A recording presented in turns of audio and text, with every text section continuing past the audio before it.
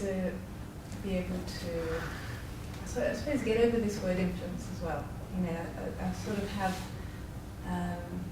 a whole perception around what influence is, and so I want to have a new understanding of influence, so that when I'm in a group environment, I know how I can connect to more people. Because I find it easy to connect individually, but to connect what influence is when it's in a group, in more than 5 people. And so that's what I'd like to, I suppose it's reframing, it's changing, you know, my perception just shifting in being able to offer something to people without the agenda, without the outcome, what that means, what that feels like, and where that is in my head, really. Well, and just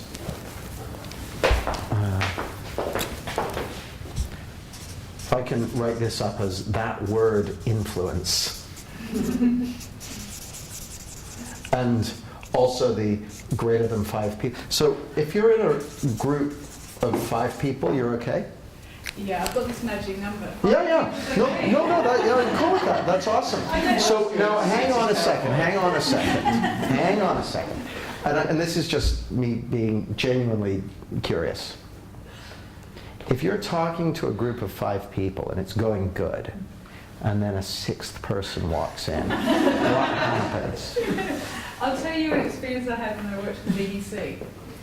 You know, I worked in the design industry, and I was doing a presentation to one of my clients in the BBC I had a really good relationship with.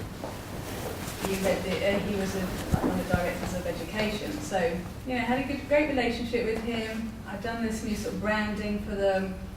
He said it would be him and his assistant and stuff.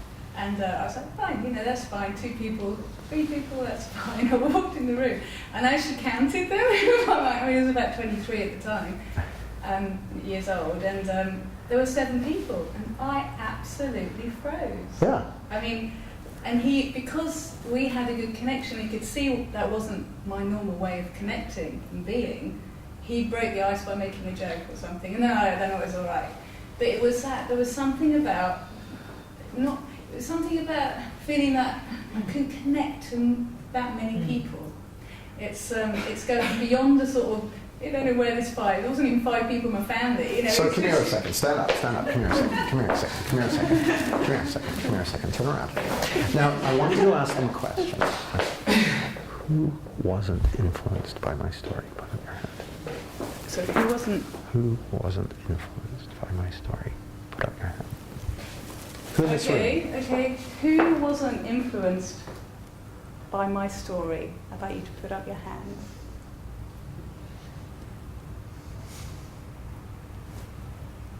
Okay.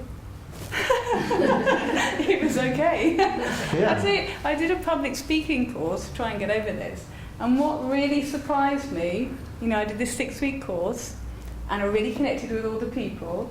And then when I came to my turn, doing my talk, it was like I was chatting with them and having a really lovely time. And then it was my turn. And then they all had these faces as if they hated me. like these people then. Yeah. And that really put me off, because I'd never stood in the front. And when people concentrate, they look like they don't like you. They really do. But yeah, you know what a miracle this is, me standing out here doing this. Well, I mean, just because I'm liking how you're influencing and connecting with this group of people, do you want to tell them what happened for you? Yeah. The 2-minute version. Okay, then. So I'm on Jamie's Practitioner Programme, and my friend Deb as well. And the very first day when we met, we were talking, really connected, and I was saying, what I'd really love to get out of this is to get over my thing about public speaking. And I was thinking maybe by the end of the year I could do that, you know, this lovely expanse, and maybe I'll be able to get that. So it was we had a really deep day on Saturday and deeply connected, and then on Sunday I had this really big explosion inside me. It was like all this, I don't know what happened at the moment, it's like something impacted in me, and I didn't know what was happening to me. And I spoke to Jamie about it, and he said it's like I was dropping a whole load of unhelpful beliefs that I'd had about myself and insecure thoughts and feelings. And so we were chatting in the garden, and he said, would you like to tell everyone about it afterwards? And it was like, okay. And I couldn't contribute at all on the first day. I mean, I really wanted to put my hand up and contribute, but I just couldn't. You know, it's like so much adrenaline, and then like the tightness in the throat, and then like whatever I wanted to contribute completely goes out of my head. So I came back, and then he asked me to, you know, share what had happened about this like dropping of stuff. It was still going on in my physiology. There was still shaking, there was still sort of sweating. It was quite amazing physical response to dropping all these beliefs. And so we did an exercise in the afternoon, which was about, we got into groups and we had to take some things out of newspapers and stand up at the front. And my legs were wobbling. I was wearing a dress and I could feel my legs wobbling, but I could, you know, the adrenaline was really getting better and everything, and I could communicate.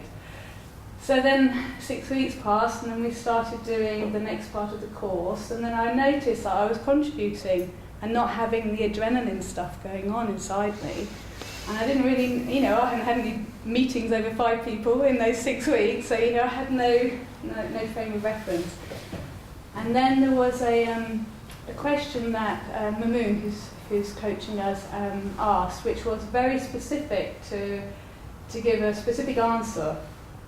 And then it happened, this massive explosion of adrenaline and sort of a tightness in my throat. And because of the understanding that Jamie's teaching us, is that I was just sat there and was aware of it. I knew something was going on in my thinking, but I didn't do anything. And then the thought popped out. It showed itself. And it was a thought that I believed to be true for like 30 years. And it was that if I contribute, I have to say something of value or give the right answer. And that was, I believed that. And once it revealed itself, it was quite amazing how I could see how other things in my life had built on top of that. So then I reflected on it after our weekend, and I saw where it came from. And it came from my geography teacher.